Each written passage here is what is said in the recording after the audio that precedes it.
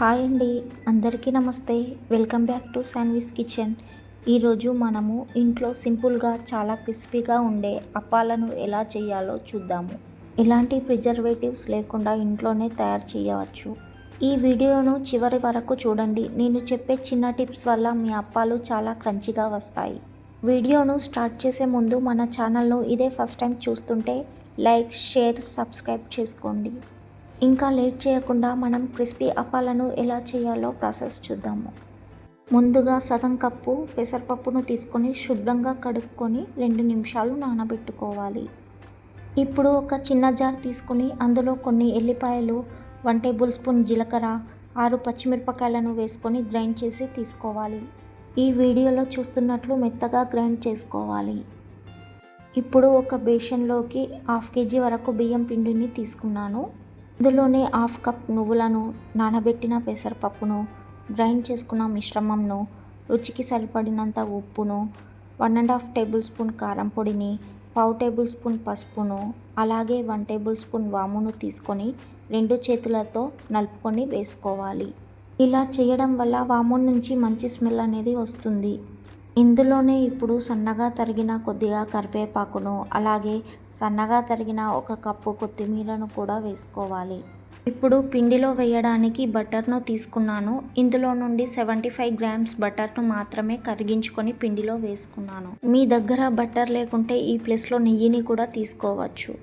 ఇప్పుడు ఇంకో కడాయిని తీసుకొని ఇందులో ఏ గ్లాస్తో అయితే బియ్యం పిండిని తీసుకున్నామో అదే గ్లాస్తో 1½ గ్లాస్ వాటర్ను పోసుకోవాలి. ఈ నీళ్ళను బాగా మరిగించుకోవాలి. కరిగించిన బటర్ను వేసాక ఈ పిండినంతా మంచిగా కలుపుకోవాలి.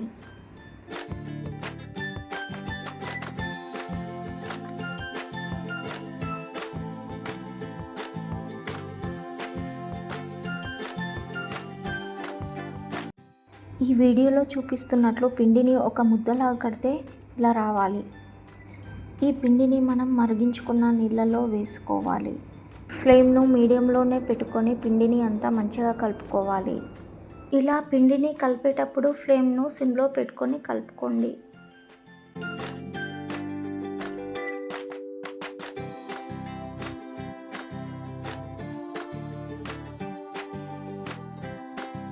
స్టవ్ ఆఫ్ చేసుకొని కొద్దిగా పిండిని బేషన్లోకి తీసుకోవాలి.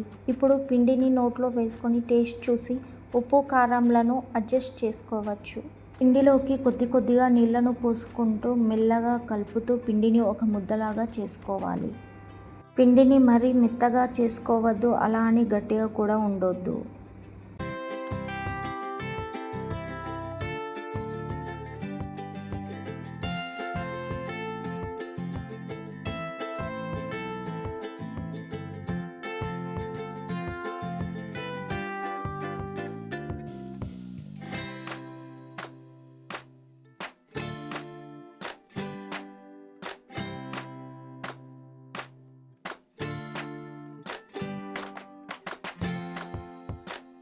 ఈ వీడియోలో చూపిస్తున్నట్లు పిండిని ఇలా ముద్దగా చేసుకొని చేతులకు కొద్దిగా ఆయిల్ను రాసుకొని చిన్న ఉండలుగా చేసుకొని పెట్టుకోవాలి.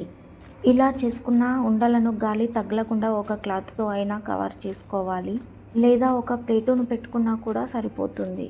ఇలా చేయకపోతే గాలి తగిలి ఉండలు ఆరిపోతాయి. దీనివల్ల అప్పాలు ఒత్తినప్పుడు అంచులు విరిగిపోతాయి.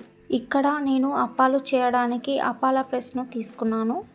అలాగే ఒక చిన్న గిన్నెలో ఆయిల్ను తీసుకొని పక్కన పెట్టుకోవాలి.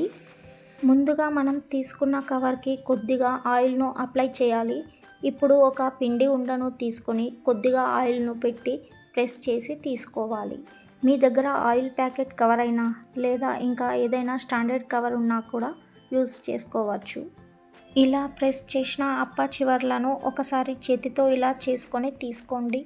చూస్తున్నారు కదా, అప్ప మరీ సన్నగా కాకుండా మరీ లావుగా కాకుండా ఇలా చేసుకొని తీసుకోవాలి. ఈ అప్పాలను డీప్ ఫ్రై చేయడానికి కడాయిలో ఆయిల్ని పోసుకొని బాగా వేడి చేసుకోవాలి. వేడి ఆయిల్లో మనం చేసుకున్న అప్పాలను 2 లేదా 3 వేసుకొని గోలించుకోవాలి.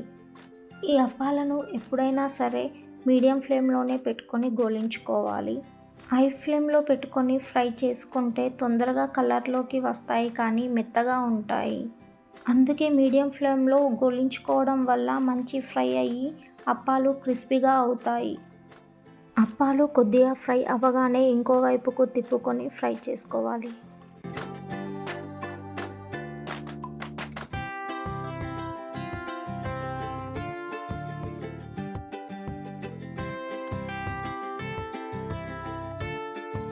అప్పాలు గోల్డెన్ కలర్లోకి రాగానే పక్కకు తీసుకోవాలి. అప్పాలను ముందుగా చేసుకొని ఒక కాటన్ క్లాత్ పైన అయినా వేసుకోవచ్చు, లేదా కవర్ పైన వేసుకొని తీసుకోవచ్చు. ఇలా ముందుగా చేసి పెట్టుకున్న అప్పాలు ఆరిపోకుండా పైన నుండి క్లాత్ లేదా కవర్తో అయినా కవర్ చేసుకోవాలి. ఒకవేళ అప్పాలు మధ్యలో మీకు మెత్తగా వస్తున్నాయి అని అనిపిస్తే వీడియోలో చూపిస్తున్న విధంగా అప్పాలకు మధ్యలో ఒక చిన్న హోల్ చేసుకోవాలి. ఇలా హోల్ చేయడం వల్ల మధ్యలో కూడా మంచిగా ఫ్రై అయ్యి అప్పాలు క్రిస్పీగా వస్తాయి.